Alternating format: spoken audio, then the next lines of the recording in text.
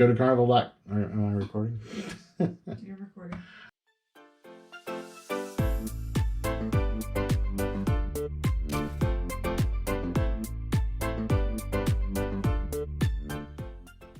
All right, go to carnival.com. Theoretically, you can also kick this off from the Carnival Hub app, but it's going to take you right to the internet. Once you're there, you should already have a user account. If not, obviously go here to create an account and run through that process. You're definitely going to want a user account. All right, now that we're within 14 days, we can go through the check-in process, and it popped right up. Complete check-in online. So we check in the guests, basic information about your guest information, having your travel documents on your onboard expenses. That's what we're getting ready to set up. So we say get started. First step up is guest selection. We're going to go ahead and do it for both myself and my lovely travel agent's wife. So we leave the check marks in there and we say, let's do this.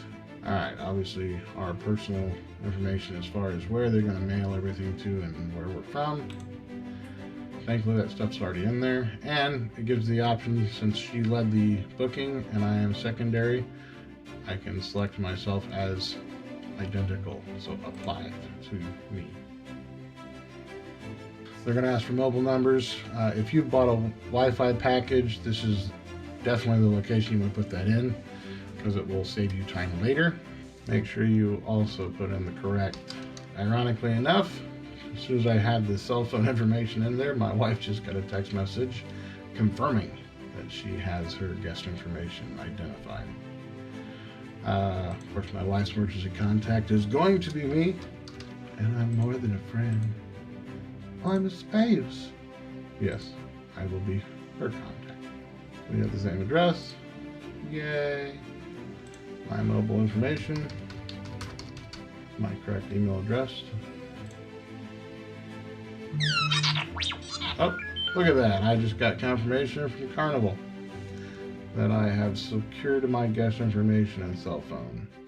Yep, it says I'm signed up for text alerts, which is great, because in case there's any delay on boarding day, they will let you know, wait 30 minutes, wait an hour, there's openings, you can come now.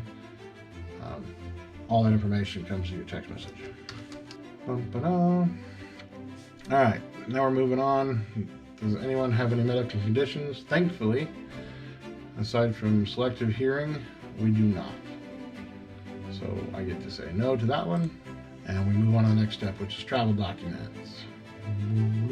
Okay, we are booking as U.S. citizens. Rah. We have our passports. So this is where it's going to ask for each person's identification.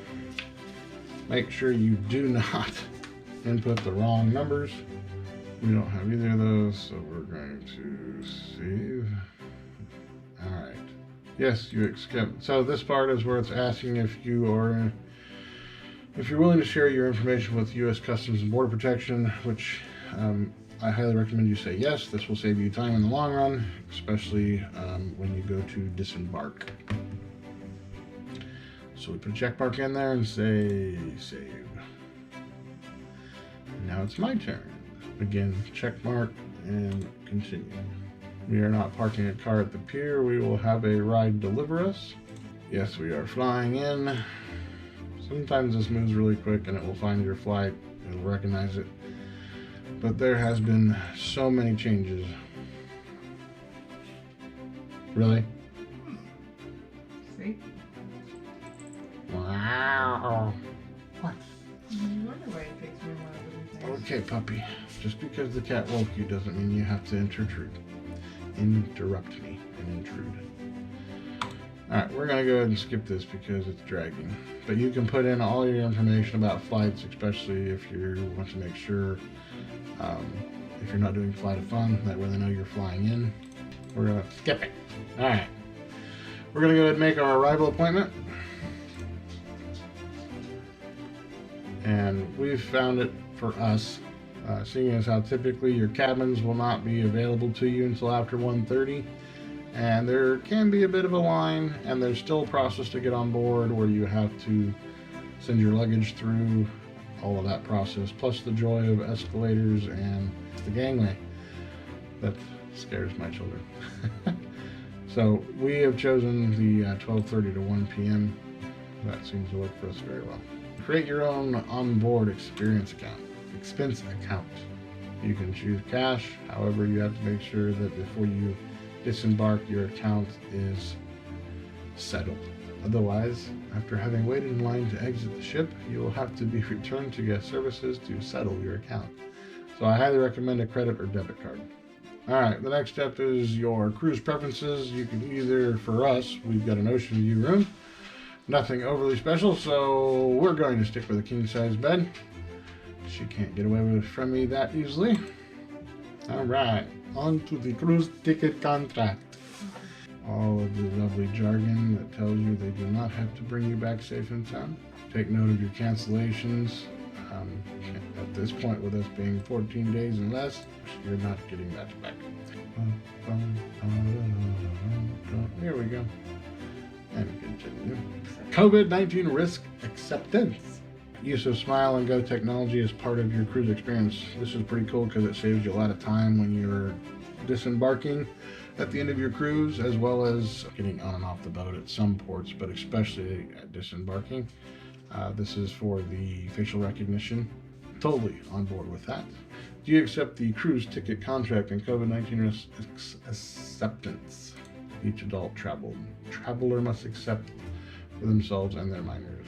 This section will not need to visit the check-in desk during embarkation to accept these terms.